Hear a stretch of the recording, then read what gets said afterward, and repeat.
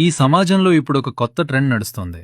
ఆడపిల్ల తన వాళ్ళందర్నీ వదిలేసి ఎవరో ముక్కుమొహం తెలియనివాడి కోసం వస్తుందనేది. కాని ఇప్పుడు జరుగుతున్నది పూర్తిగా వేరు. ఆమె తన వాళ్లను వదిలి రావటం రట్టే.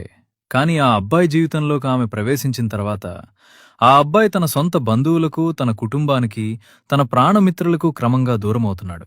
విచిత్రం ఏంటంటే ఆ అమ్మాయి మాత్రం తన తల్లిదండ్రులకు, తన అక్కచెల్లెళ్లకు మునుపటి కంటే ఇంకా ఎక్కువ దగ్గరవుతుంది. చివరకు మనవడు, మనవరాలు కూడా నానమ్మకు దూరమవుతూ అమ్మమ్మకు దగ్గరవుతున్నారు. మన రక్తం పంచుకున్న బంధువులు మనకు దూరమైపోతుంటే ఆమె తరపు దూరపు బంధువులు మనకు అత్యంత ఆప్తులవుతున్నారు. పరిస్థితి ఎలా తయారైందంటే అన్నకంటే బావమరిది ఎక్కువైపోతున్నాడు. జన్మనిచ్చిన నాన్న కంటే మామగారే గొప్పైపోతున్నారు. ఆడపిల్ల తన వాళ్ళను వదిలేసి వస్తుంది అని లోకం తెగ పొగిడేస్తోంది. కాని అసలు విషయం ఏంటంటే తను వదిలేసొచ్చేది నిన్ను కలుపుకొని పోవటానికి మాత్రమే, కేవలం నిన్ను మాత్రమే. మన అన్న ఇంట్లో ఏదైనా ఫంక్షన్ ఉంటే మనం ఒక్కరమే వెళ్తాం. అదే బావమరిదింట్లో ఫంక్షన్ ఉందంటే చాలు, పెళ్ళాం, పిల్లలతో సహా కుటుంబమంతా సర్దుకుని వెళ్ళిపోతాం.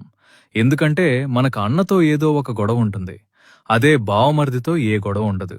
నీకు నీ బావమరిదికి మధ్య ఉన్నది కేవలం చుక్కముక్క రిలేషన్ మాత్రమే. నీ అన్నను ఆస్తివాటా అడిగినట్టు నీ బావమరిదిని అదనపు కట్నం అడుగు.